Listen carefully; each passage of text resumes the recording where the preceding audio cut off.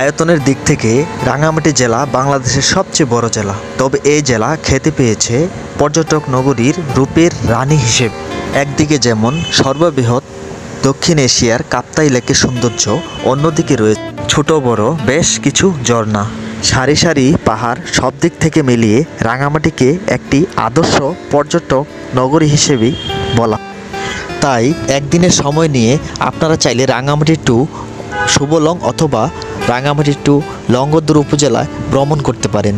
সেই ক্ষেত্রে রয়েছে লঞ্চ, স্পিড বোট। যখন যাত্রীর চাপ বেশি থাকে তখন ভাড়া নেয় 800 টাকা অথবা 700 টাকা।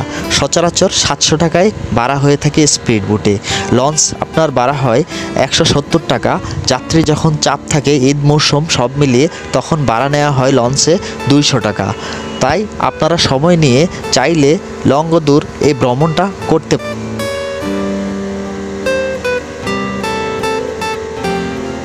রাঙামাটি টু লংগদুর উপজেলা যেতে হলে মাঝপথে আরেকটি সুন্দর দ্বীপের সন্ধান মিলেছে।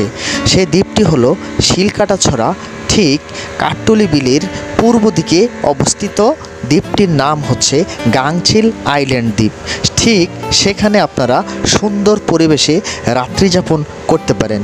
সেখানে অবশ্যই যেতে হলে আপনাদের আগে থেকে গাংচিল আইল্যান্ড পেজে কনফার্ম করে যেতে হবে। সেখানে থাকার সুন্দর পরিবেশ আছে, আপনারা হ্যামক অথবা তাঁবুতেও থাকতে পারবেন।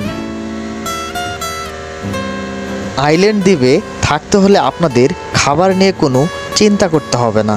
সেখানে সুন্দর মানসম্মত পরিবেশে খাবার আপনি খেতে পারবেন।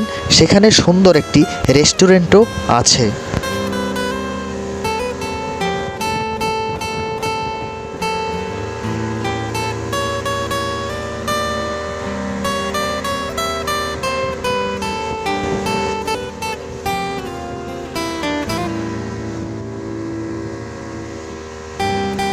প্রিয় বন্ধুরা, প্রতিনিয়ত নতুন নতুন ভিডিও আপনাদের মধ্যে দেওয়ার চেষ্টা করি। ভিডিওটি কেমন হয়েছে অবশ্যই লাইক, কমেন্ট, শেয়ার করতে ভুলবেন না। কমেন্ট করে জানাবেন। ভালো থাকবেন। পরবর্তীতে কোনো ভিডিও নিয়ে আপনাদের মধ্যে উপস্থিত হব। এ পর্যন্ত আজকের মতো বিদায় নিচ্ছি। আল্লাহ হাফেজ।